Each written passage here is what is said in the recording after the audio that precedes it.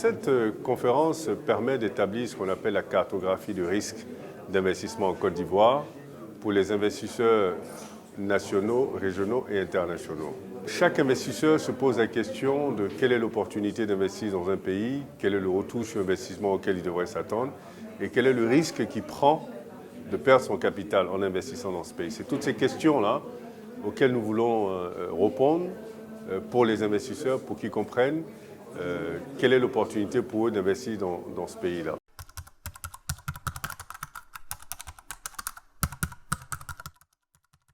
Alors, le rôle de Bloomfield, justement, est de servir d'intermédiaire. Donc, ce que nous permettons aux investisseurs d'avoir une aide à la décision à travers nos analyses, que ce soit des analyses de risque sectoriel, des analyses de risque pays ou des notations financières. Nous nous positionnons comme une plateforme qui permet aux investisseurs de prendre des décisions informées, que ce soit en Côte d'Ivoire ou dans les autres 53 pays de l'Afrique. Donc c'est ça l'objectif de Bloomfield.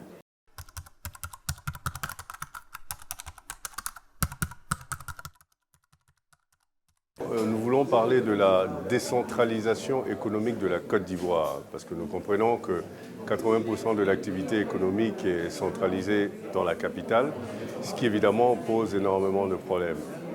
Deuxième sujet, c'est l'économie culturelle. C'est l'enfant pauvre de l'économie ivoirienne en général, parce qu'on n'en parle quasiment jamais. Et nous avons décidé aujourd'hui de mettre en lumière l'économie culturelle et ce que ça peut apporter à cette économie qui est une économie performante. Et le troisième sujet, c'est l'éducation.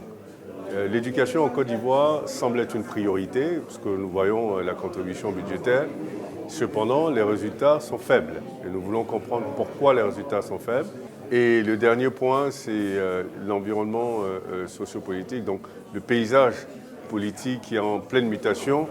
Nous voulons comprendre quel sera l'impact sur la stabilité sociopolitique.